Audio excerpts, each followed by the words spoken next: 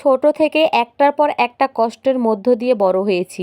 বাবা মার ভালোবাসা কি জিনিস তা কখনো বুঝিনি। আমার দাদুর কাছে শুনেছি আমার যখন 6 মাস বয়স তখন বাবা মা তাদের কেরিয়ার গড়তে আমাকে দাদুর কাছে রেখেই চলে যায়। তখন থেকে আমি আমার দাদা দাদুর কাছেই বড় হই। যখন আমার বয়স 7 বছর চলে তখন বাবা মা তাদের কাছে আমাকে নিয়ে যায়, কিন্তু আমি সেখানে বেশি দিন থাকতে পারিনি, কারণ আমার বাবার ব্যবসা আরেকজন নিয়ে নেয়, আমার বাবার নামে মামলা করে। আমি আবার আমার বাবা মাকে পেয়েও পাই না। আমার বাবার নামে যখন মামলা হয় তারপরে 1 বছর কোনো খোঁজ ছিল না। আমরা ভেবে নিয়েছিলাম বাবা হয়তো মারা গিয়েছে। আমার আম্মু চলে গিয়েছিল আমার ছোট বোনকে নিয়ে নানুর বাড়ি। একবারও আমার কথা ভাবেনি। আমি শুধু ভাবতাম একটা মা কিভাবে এত নিষ্ঠুর হতে পারে। এভাবে বেশ কিছুদিন কেটে যায়। তারপর আমার দাদুর ফোনে হঠাৎ একটা রং নাম্বারে ফোন দেয়। দাদা ফোন ধরে দেখে সে আর কেউ না, আমারই বাবা ফোন দিয়েছে। তখন মামলাটা মিটমাট হয়ে যায়। আমার বাবার সাথে অনেকক্ষণ ধরে কথা বলি আমরা। তার কিছুদিন পর বাবা বাড়িতে আসে আমাকে নিয়ে যাওয়ার জন্য। আমি আর বাবা মিলে আম্মুকে আনার জন্য নানু বাড়িতে যাই, কিন্তু আম্মু আমাদের সাথে আসতে চায়নি। অনেক বোঝানোর পরে আমার আম্মু আমাদের সাথে এসেছে।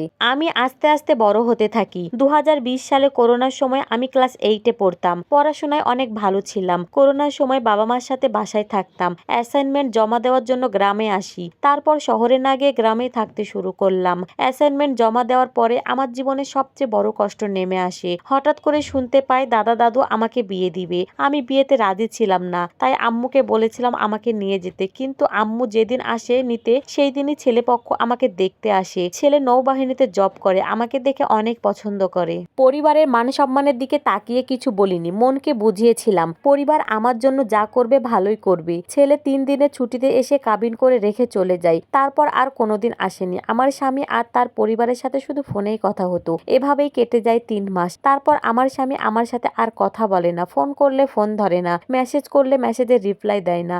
আমি ভেবেছিলাম সে হয়তো কোনো কাজে ব্যস্ত আছে তাই ফোন ধরছে না। হঠাৎ একদিন আমার ছোট চাচির ফোনে একটা মেয়ে মেসেজ করে। ছোট চাচিকে বলে, আপনার মেয়েকে যার সাথে বিয়ে করিয়েছেন সে আমার বয়ফ্রেন্ড, সে এখন আপনার মেয়েকে ডিভোর্স দিয়ে আমাকে বিয়ে করবে।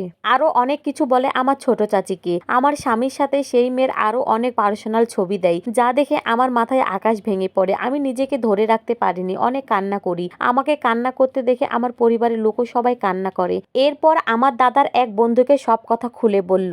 তার এক পরিচিত নৌবাহিনীর গোয়েন্দা পদে জব করত। তাকে দিয়ে খোঁজ খবর নিয়ে জানা যায় যে আমার স্বামীর চরিত্র অনেক খারাপ, যা মুখে আনাও পাপ। তার জন্য অনেক মেয়ে নিজের গর্ভের সন্তানকে নষ্ট করেছে, এমনকি অনেক মেয়ে আত্মহত্যা পর্যন্ত করতে গিয়েছে। এভাবে কেটে যায় আরো কয়েকটা দিন। আমি পুরোটাই ভেঙে পড়েছিলাম।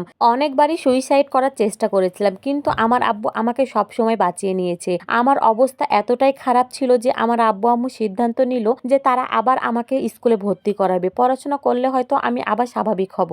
তারপর আস্তে আস্তে আমি স্বাভাবিক জীবনে ফিরে আসি। তারপর আমার স্বামীর সাথে আমার ডিভোর্স হয়ে যায়। আমি এসএসসি পরীক্ষা শেষ করি। তারপর আবার আমাকে পাত্রপক্ষ দেখতে আসে। আমি বাড়ি ছিলাম না, তারা আমার ছবি দেখে আমাকে পছন্দ করে। দাদা ওই ছেলেকে সব কথা খুলে বলে আমার কি কি হয়েছে। ছেলেটি কিছু না ভেবে আমাকে বিয়ে করতে রাজি হয়ে যায়। এভাবে চলে যায় কিছুদিন। আমার শ্বশুর বাড়ির লোকজন তারা সবাই জানে আমার অতীত সম্পর্কে, কিন্তু তারা কোনোদিনও আমার অতীত নিয়ে কথা বলেনি। আমার শ্বশুর শাশুড়ি ভাসুর ননাসটা সবাই আমাকে অনেক ভালোবাসে। আর স্বামীর কথা তো বলে শেষ করা যাবে না। আমি এখন অনেক সুখে আছি। শুধু এখন আমার একটাই কষ্ট, আমি একজন প্রবাসীর বউ।